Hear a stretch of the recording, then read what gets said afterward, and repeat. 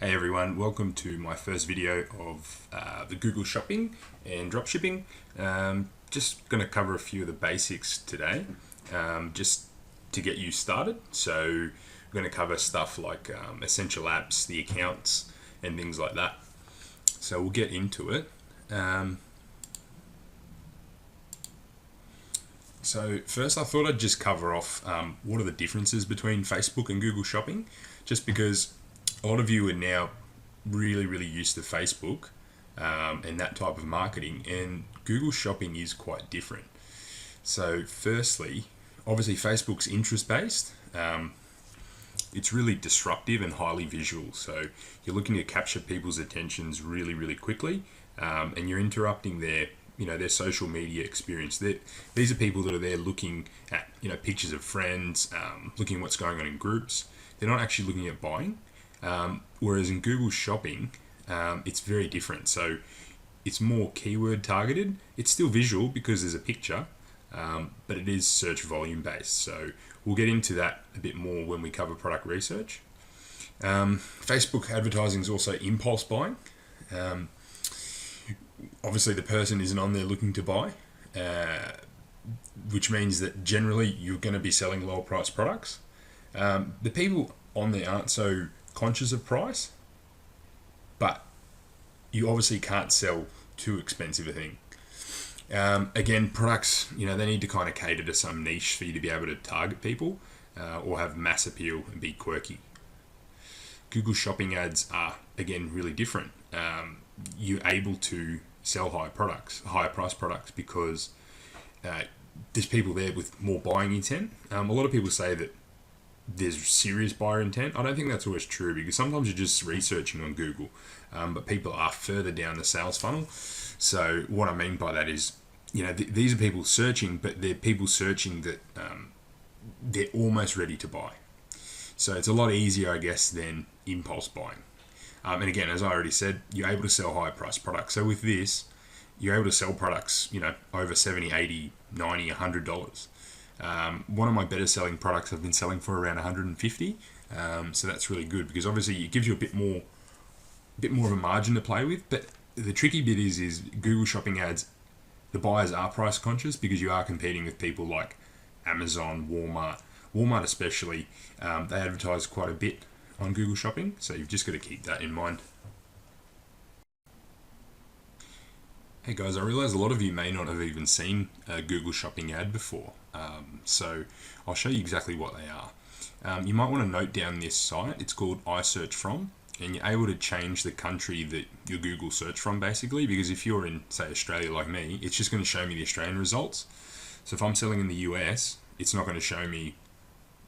If I search in my own Google, it's not going to show me. So I thought I'd just search a product that we've been chucking around in the group of late. So obviously you change your country, your language, and you can play around with the device as well. So I've already done a search for the Google floor sticker, and I'll show you what comes up. So Google Shopping ads are these ones up the top here. So what do you see? You see an image, you see a description, you see price, and the store. Also, I like to do free delivery, because obviously that sticks out as well. You can also do special offers, as you can see on this one here. But as you can see, Galaxy floor sticker, although that might seem specific, you're still getting a lot of different variations. And I guess that's where people are going to say, okay, Amazon's $6.79.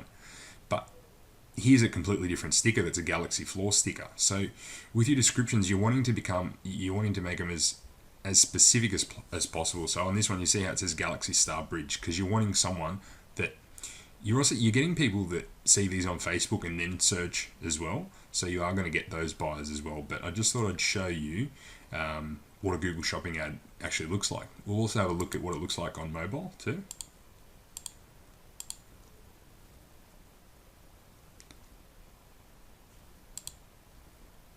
So yeah, so this is what it looks like on an Android phone.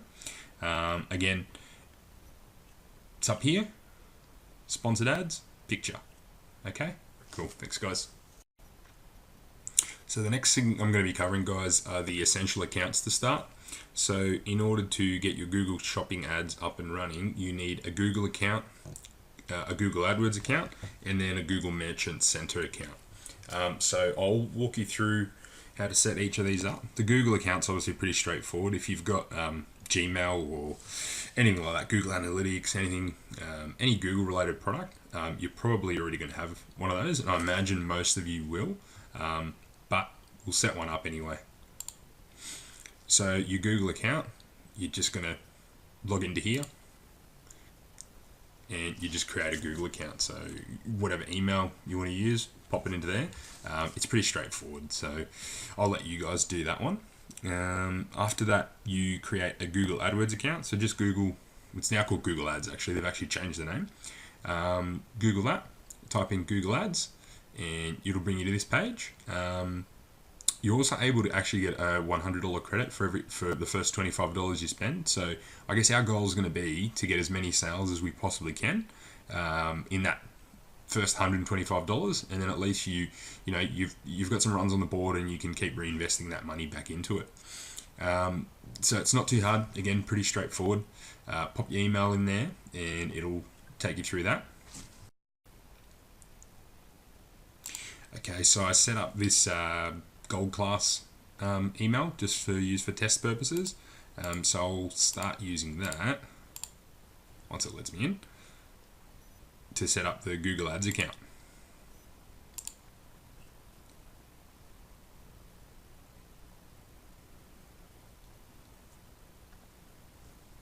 So as you can see, Australia's internet's really quick. So with this is the guided part. I'd normally just skip this.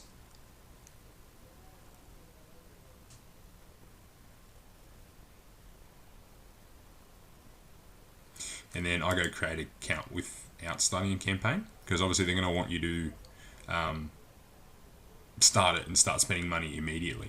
So guys, just set all this up. It's going to ask you for all the billing information. But yeah, it's pretty straightforward. Okay, so we've created the account. Now, if you guys have any issues with this, I can do a little walkthrough of it, but I think rather to get you up and running, we'll get this going and not really worry about that. So for now, this is okay. We will have to come back and set up conversion tracking, but we'll do that a bit later. So the next account you want to set up is your Google Merchant Center. So I'll use the same email again.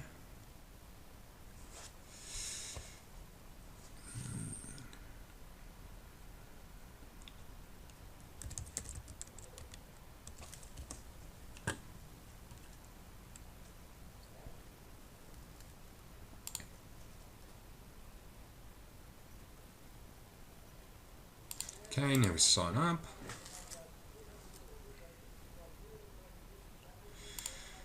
So, guys, just fill all this out.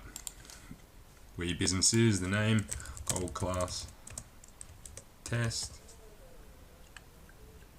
Put this in later, but then I've just created a test store. You can do that if you want tips, but I never bother. Send opportunities, nope. Continue. Yes, continue. Okay, now what was the URL for what I did? Here we go. Obviously, by URL, guys, this is just the test store. So the next step is going to be verifying your account. So to do this, if you've got Google Analytics, you'll be able to verify it really, really quickly. So you just go down to here and then go Google Analytics account and click that and verify. But if you don't, you literally just grab this HTML tag, go to your online store, and you're going to want to put it in the code. So you go edit code.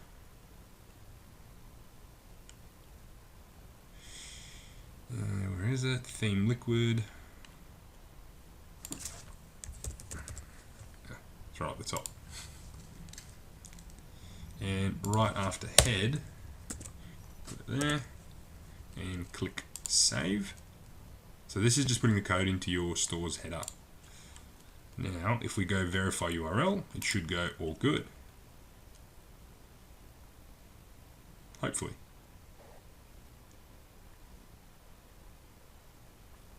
Or not.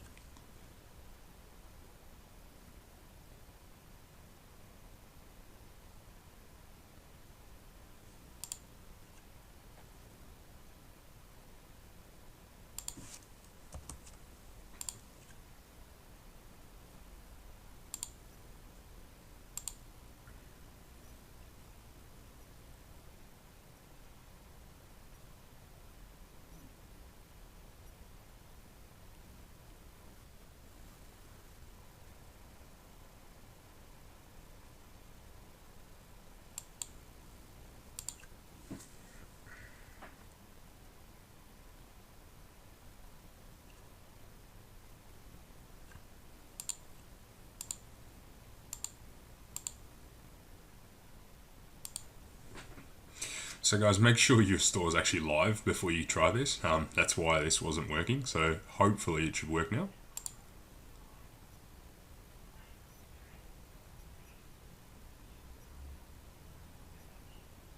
There we go. See, that's what happens when your store is not live. Make sure it's live before you do this.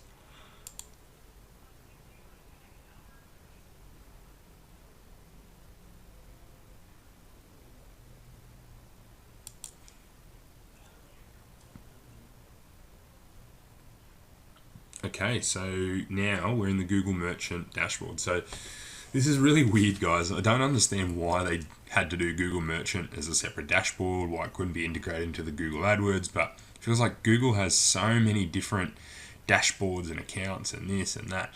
But anyways, this is the Google Merchant Center.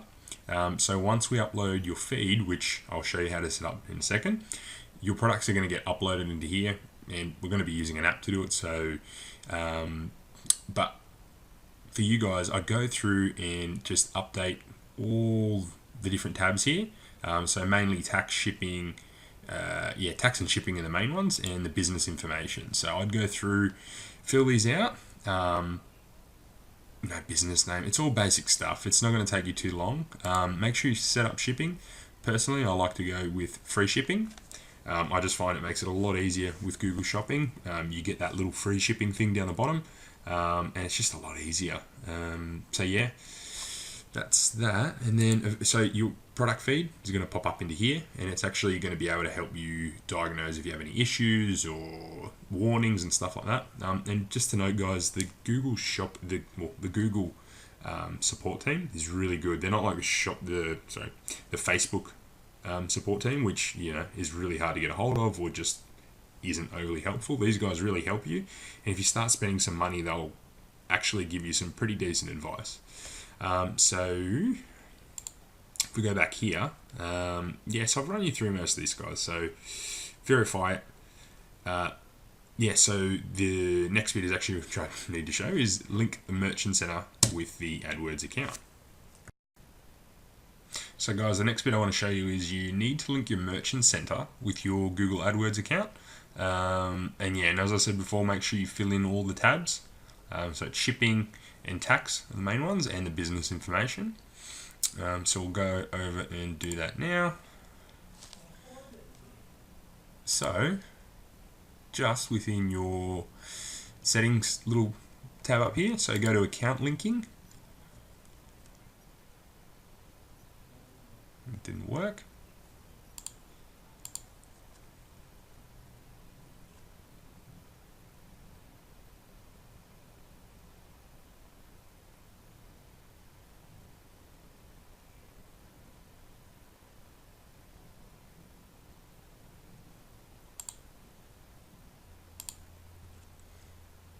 So guys, for some reason my Google Ads section won't let me link. I'm not sure.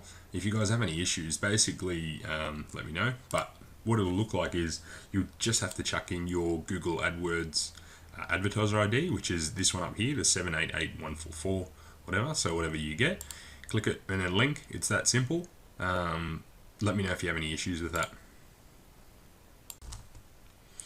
Hey guys, next step will be setting up your product feed. And now how I do this is I use an app called Google Shopping Feed. You can obviously get in the Shopify App Store. Look, there's other ways you can do this. This is much easier. That's what I found. If you guys want to try a different way, please by all means do it. But this app's actually free for the first 5 products. The other reason I use it is Shopify's app, which is actually absolute trash. It used to be okay, but now it's so buggy, and obviously it's because they don't charge anything for it. They don't even bother to fix it. It's absolute garbage. You can't actually use that one for non-USD stores. So if you're selling in a different currency, you actually can't use it. And yeah, this is going to save you time. So I think after the first 5 products, it's like $2.99 for the next couple. We'll have a look when we get in there. And yeah, the other ones, you can manage this from a Google or Excel sheet, but this app's really good. The guy that made it, you can just jump on Skype and he'll actually help you through any issues. He had me beta test things like he's adding different countries, because normally with Google shopping feeds, you can only do one country, especially with most of the apps. Obviously, I'm not sure why, but it becomes quite complex by the sounds of it. But yeah, this app should also soon have the functionality. Actually, I'm not sure if it does. I've been in the beta, so I'm not sure if we'll have a look when we get in there. Okay. So, if you just do Google Shopping feed, so that's this one here. So you get a 14-day trial. I was looking at this before. I haven't actually given this a try, so I might give it a try as well, because it's actually got Bing shopping as well. I don't want to confuse you guys, but it might be a good one to try. I actually haven't tried Bing shopping. I have tried Bing ads for higher end services, and they've actually been doing really well, because Bing customers tend to spend more, but you're getting nowhere near the search volume. So jump into Google Shopping feed, and I'll just walk you through it. I've actually found this to be a pretty good spot to spy on people that are actually using it as well. So obviously, you can, with the new layout, Shopify's removed store links, but you can have a look at a few of these, and these guys are probably using Google Shopping. So it's actually a good place to do your product research as well. But yeah, as I said, this app's really cheap, so just use it. Don't be stingy, or stay under the 5 products and just test 5 products at a time. But I think most of you are going to fall into this one or this one. So it's $2.99 a month. It's literally nothing, guys. So we'll install it.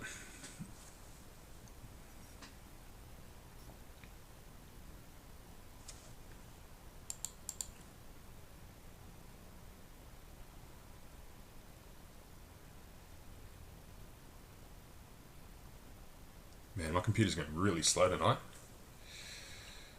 Okay, so it's going to ask you to sign into your Google account.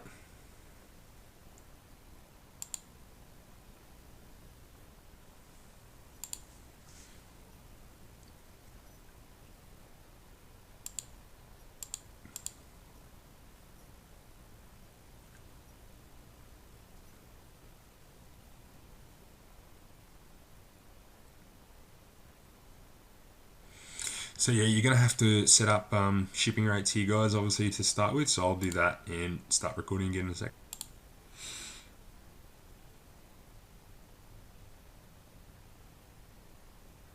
Okay, so we're now in the dashboard, guys. Now, this is quite easy to set up. So what I like to do is let me choose the collection.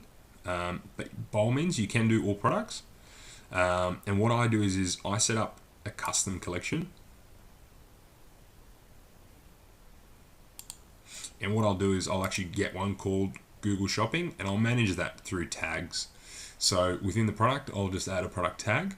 But yeah, there's smart collections. This is just the way I do it. But if you guys want to chuck all your products and test it, you can do that. There's multiple ways to do this. So guys, this is how I set it up. So with product titles, I go for the search engine optimized title. I do that because it's that next bit below. I'll set up some, if you guys have problems, I'll set up some products and run through it, but it's the one below your main description down the bottom of your product page. So within that, you can actually get a lot more detailed. So I'll get into a lot more detail of this when we actually do some product research and testing.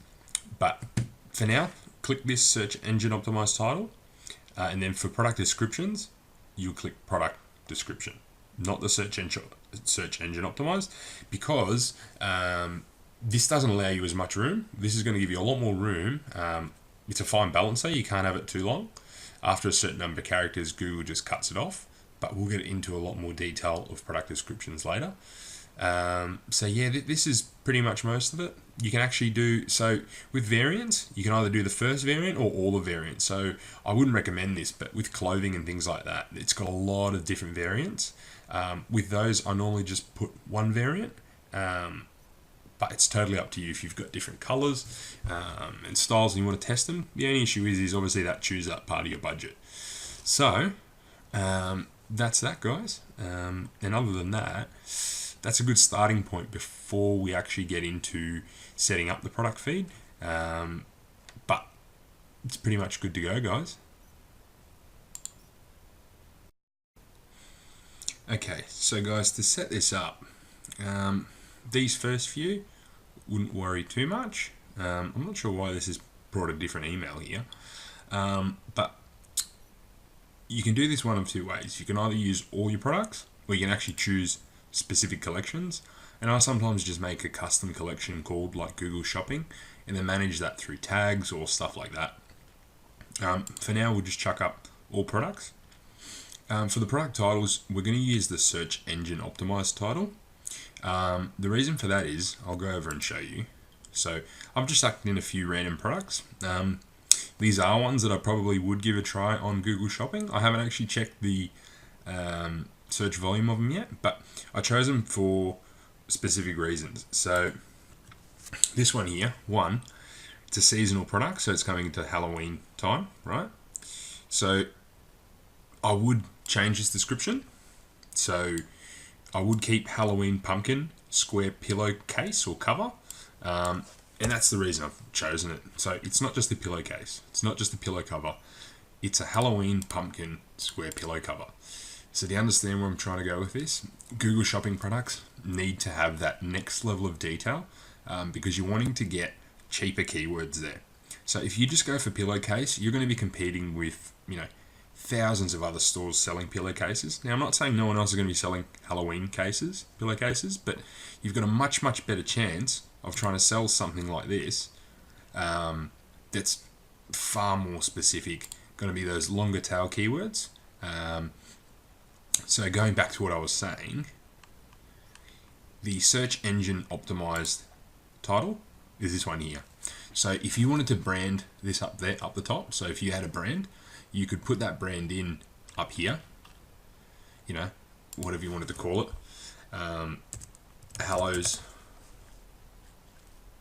Halloween pumpkin square pillow cover, just an example.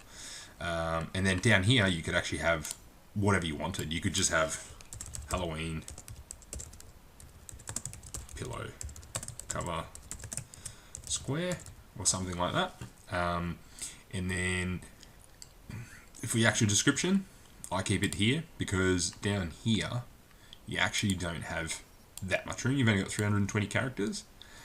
So we'll get into optimizing this because it is quite an important part. So Google Shopping, the algorithm, what it does is it takes into account your title, your description, your images, your prices, and then over time also your ad rank. So you get given an ad rank depending on the quality of your ads. We'll get into all this a lot more in detail later.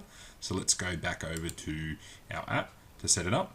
So we've got the search engine optimized title, the product description for the product description title. With variants, this is totally up to you. You can either just select the first variant. If you want to minimize your wastage of ad spend and you've got the same product in 20 different colors, you could just select that, or you could just not have those variants in there. But for argument's sake, just chuck in all variants. Sometimes you've got different pricing for different variants, so put that in for now. Tax settings, that's fine to leave. Product image, I wouldn't bother putting this. You can, but there's no need. No, leave that. And then, the other thing you might want here is if you've got a niche store and all your products are going to be in, say, animal pet supplies, and it's going to be all for adults and the gender's all going to be unisex, you can just leave that. I normally select custom product because we actually don't have our own brand with SKUs and barcodes, so there's no need to submit that. But if you were to have this could just be your default settings, because I'll show you each product if you want to give the Google algorithm a bit more information as to what product, just so it knows who to show it to and where to group it within its store. That's a really good setting to set up. But we'll just sync the store up now.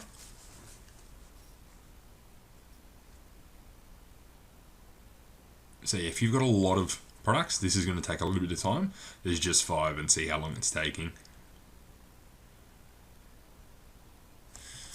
Over here, you can obviously play around with where you're targeting, which you'd also need to set up a shipping settings within the Merchant Center to just change that. But at the moment, given I'm in Australia, it's just defaulted to Australia. If you're targeting the US, hit the US. So once this loads up, when you go into each of these products, now keep in mind guys, I haven't updated the descriptions on these. These have just been straight imported direct from AliExpress. So a lot of this information you're not really going to need to know guys. Category, so this is a lamp, so I'll type lamp to see if it comes up, and then this seems to be a pretty appropriate category: home and garden, lighting, lamps. The more specific you can get on this, the better. Sometimes certain categories don't go too specific. You're just going to have to do your best to try and find it and play around with it, guys. Like, there's so many different categories here, but just try and be as specific as you possibly can. Condition is always going to be new, I'm assuming, unless anyone's selling used products. Age, this is, let's say it's for adults. The only time you'd use these are for kids-specific products. And gender, it's going to be unisex. And as I said before, it's a custom product. So you just hit update products. Now, I would do that for each of your products. Now, keep in mind, you can actually do these in mass. So you can select these, go here, filter, and then do it like that. So chuck in the gender, do all that, and do it in mass. But if you've got different products, I would obviously go into each one and do this. You're going to get a better... let's argue. Some people say that it makes no difference. I've found that if you're more specific, Google has more information and can show your product to the right people. So that's all for now, guys. Thank you.